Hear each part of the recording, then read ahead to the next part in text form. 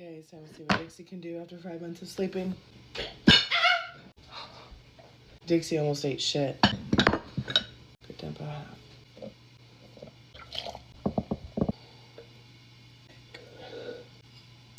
I get asked about my wooden dowels a lot. They're pretty freaking convenient, but you don't need it. You can just use handle of a wooden spoon. Wait. I got a new glass bowl. I'm very excited to use this. Dixie's not ready yet, but she'll be ready in like an hour, and I want to let this sit for an hour, so. This is called auto lease. Do you need to know that? Nope, but I just am proud that I know it, so I wanted you to know that I know the word. Scale. When you get a scale, you don't need a bougie one, but a couple things to make sure of is that you have one that's not going to time out and turn off when you take too long. That'll put you in a bad mood. I try to avoid bad moods at all costs, which is also why I usually avoid people. Let go. She went 750 grams, 250 grams of filtered water. You do want to use either like a wood bowl or glass bowl. Metal is not suggested, but I've done it in metal because it's still just not that serious. This thing, not necessary, but it does make life more convenient. It's a scraper, but it's flexible as opposed to not flexible. This will come in handy later, but this is like, it just makes mixing shit like this a lot easier.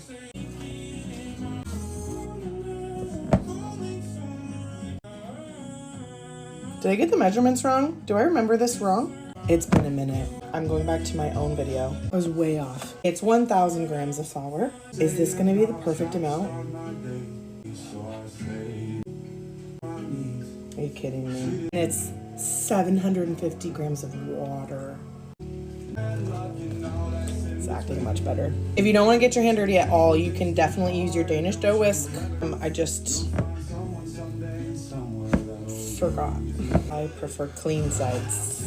One of the reasons glass is recommended, it's easier to see through than metal. When it's time for growth, you can actually see when it grows. Now we're gonna leave this until the starter is ready to use, which will probably be another hour. See, this is really shaggy, like just breaks right apart. It's not stretchy, okay? One of my favorite things is a disposable shower cap. It comes in so handy so many times. I'm gonna leave this and we'll be back in an hour. And I get a pack of like 200 of these from, did I get any in the bowl? From Amazon. I have them linked in my storefront, but I've also heard a lot of people say you can get them at the Dollar Tree. We know she's ready because she has at least doubled in size and the top is slightly domed. She might have more growth in her, but I don't care. I'm not gonna wait because it's not that serious and I want to get the show on the road. And this baby should now be nice and stretchy. That's what we're talking about.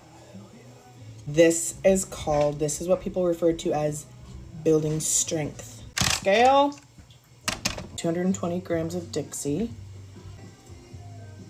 Hell yeah, mother trucker. At this point, I could feed her, seal her, and stick her in the fridge because maybe I'm not gonna bake with her for a while. Or if I know I'm gonna bake more shit with her, I feed her and leave her out on the counter and let her do her thing. I'm gonna do the latter because I'm in my hyperfixation phase. This is called a crab claw. You're gonna let them become one. Let Dixie run the show. Really, this is just becoming one massive starter, right? Because Dixie is flour and water that we give flour and water to grow. Well, we just dumped Dixie into a bunch of flour and water. So really, she's just gonna sit here and eat that flour and water, which is what we call bulk fermenting. And that all I mean is just Dixie's feasting. So we can feast on Dixie. Well, that's dark. Dixie's making friends, making them all her bitches. Dixie is fully incorporated. 20 grams of salt and just a splash. Oh, sorry about that. Just a splash of water. Mix that shit with your crab claw. Once it is fully incorporated, you're gonna cover her back up. About 10 minutes. It's been 10 minutes. I got my hand wet. You're just going to stretch this bitch out for 10 minutes. But enjoy it. Set a timer.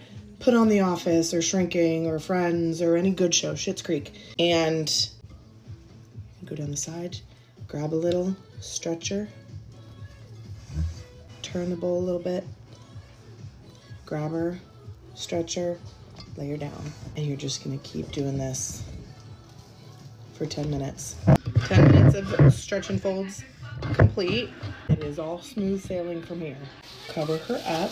I put her up high because my heater's on, so it's warm up there. I'm gonna set a timer and I'll be back in 1 hour. It's been an hour. She's definitely relaxed. You know, she's filled in the bowl. She's not as structured as we left her. Ooh, look. Got some bubblage. That means she's eating. She's digesting. She's farting. This is what we want to see. See what I mean? It's just one massive starter. Grow, bitch. Get your hand a little wet. Just like the stretch and folds from earlier. Get your hand in there. Grab her. Stretch her. And on top of herself, let her be folded. Quarter turn. Do it again. Grab, pull, fold over herself. Quarter turn. Quarter turn. So 4 quarter turns, 4 stretch and fold. So we got every single side as if this was a square. Cover it back up. Another hour in the same warmish place. It's been another hour and my gummy's in full swing. So come along on the ride. She went from below the 6 to now she's just below the 8. So she's done some big growing. Look at that bubble. Look at her, little farter. More stretch and folds. Exact same thing. Okay.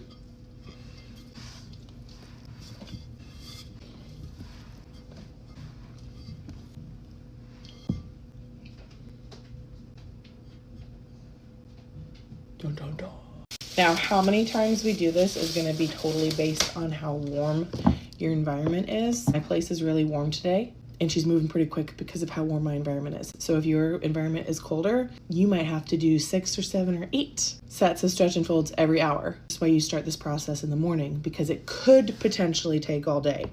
Or you might have a warm, cozy environment like mine and it'll only take 2 or 3 sets of stretch and folds. Bottom line is just don't panic if yours doesn't look like mine at the same time that mine looks like mine. There's nothing wrong with that. It's just comes down to your environment. I'm gonna go put this back, set a timer for an hour. What you're gonna need for the next step, I'm trying to pretend I'm not on a gummy and we're gonna see if that works. What you need for the next step, a chinkamousse like this, a couple more of these bitches, 2 bannetons, because we're making 2 loaves. We're doing all that work. There's no way we're leaving with just one. I got them on Amazon. They're linked in my storefront, which is in my link tree, which is in my profile.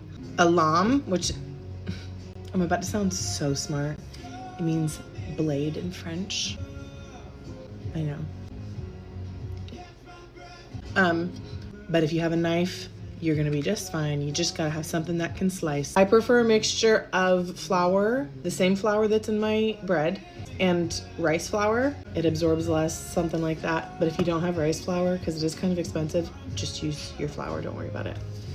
You don't need this, but you're gonna see me use it and you're gonna be like, are you sure I don't need it? I love this thing. It's probably the most unnecessary tool I have. It's also one of the most fun. This is how we're gonna sprinkle flour instead of with your fingers. Take the thing you don't need, but you're gonna want. Sprinkle your surface. She should lift herself out. We're just gonna give her the time.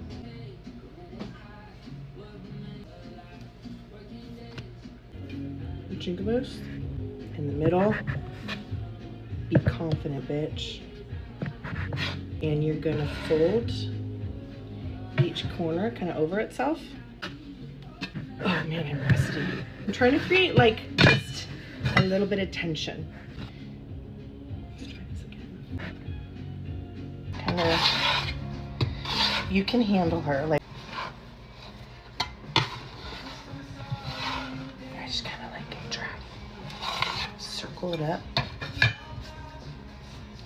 They're both circular. They might get married due to poor planning on my part. Listen, I'm not an architect. You're gonna take your damp towel and cover them for 10 minutes.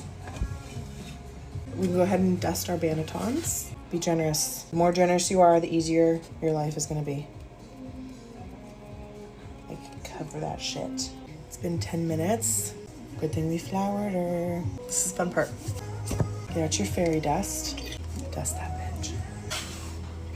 Flip that bitch. Stretch her out. You can touch it. You don't have to be super, super gentle.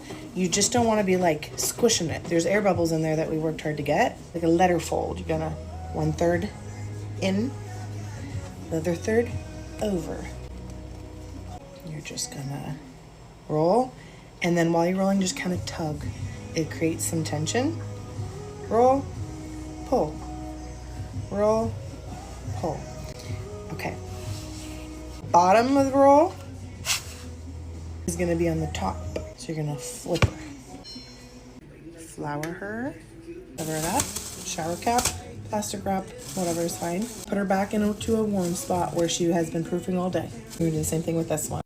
It's been an hour and a half. Look it. See how much more space they're taking up than when I put them in? They're significantly more relaxed and a little bit more jiggly. To ensure that they are truly where they need to be, you can do the poke test. You poke, and it should come back slow. Like that. It doesn't bounce right back because it's relaxed and it's not super tight anymore. Cover these baby bitches up. They're gonna go in the fridge. They should be in the fridge at least overnight, up to 48 hours. If you can wait the 48 hours, that's gonna give them the more sourdough taste. I'll be back in the morning to bake these. I'm so excited. It's been months since I've made some babies. It's almost 7 a.m. the next morning. This is by far the most exciting part. You're gonna preheat the oven to 500 degrees with your Dutch oven inside. I've got 3 Dutch ovens, ranging from expensive to cheap, and they all work the same. Don't overthink it. Just get an Amazon Basics one. I have one linked in my link tree that I've used from the beginning. I've just got gifted these 2 beauties. Now prefer them because they're freaking gorgeous. There is a way to cook it without a Dutch oven. I just haven't done it and I'm not familiar with it, so you're gonna have to Google that shit. Dutch ovens are freaking heavy. If you're wanting one that's not quite so cumbersome, I would suggest the Our Place Perfect Pot, I think it's called, maybe the Wonder Pot. It does everything a Dutch oven can do, except for, I didn't know this, it has a limit of 450 degrees, and we're doing 500 degrees, and I still use this, and it's been just fine. But it's like, a whole life flashed before my eyes. I'm just saying, this thing is like crazy light. If I tried to do that with this one, yeah, I'll fuck up my wrist. I have a link for this in my link tree. This one is Caraway, and it is sexy as hell. That black inside. 500 degrees with your Dutch oven inside, so that when your oven is preheated, so is your Dutch oven. This is going straight from fridge cold into the oven. Dust with flour. This is where you would turn it out onto your parchment paper if that's what you're using.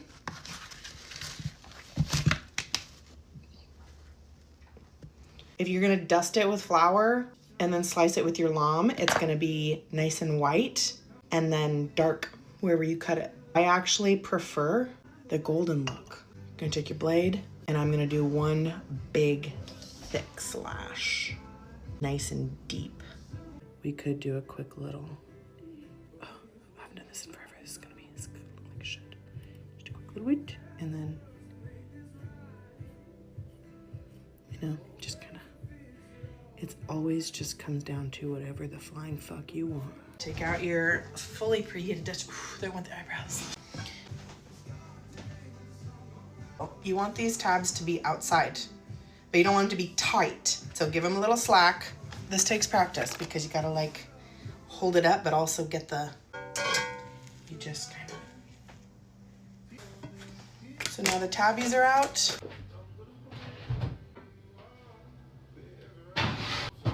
"20 minutes at 500 degrees. It's been 20 minutes. She's gorgeous. I have a crush. Drop your temp to 450. Set your timer for another 25 to 30 minutes based on, depending on how crunchy you like your crust. So the next 30 minutes is where she's gaining her color. Hear that? That's Dixie calling my name. Oh, what a babe. Can this go on my wooden? I don't know, what if it can? Look at that cutie. If you want the loaf to last you, you need to let it cool all the way. It is hard. I'm not gonna bake the second loaf. If you are going to, you need to put the lid back on your Dutch oven, stick it back in the oven, and put your temperature back to 500 degrees. Wait till it heats again, and do the exact same thing. Wow. Hot as fuck. It's time. Look at us. Just 2 baked girls. We really woke and boke. In every sense. Is she perfect? No. But if you didn't notice, it doesn't matter. If you did notice, it still doesn't matter.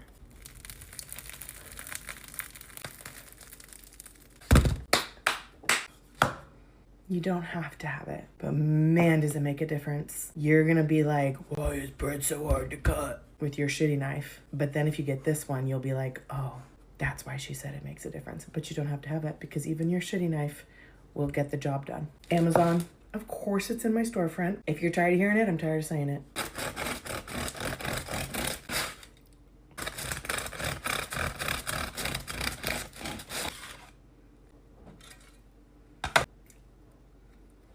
The moistness of sourdough is unmatched. Oh my gosh.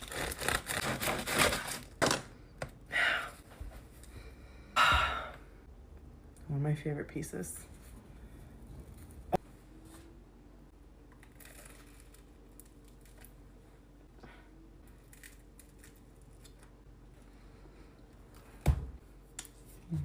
No other kind of bread would I ever fight for the heel.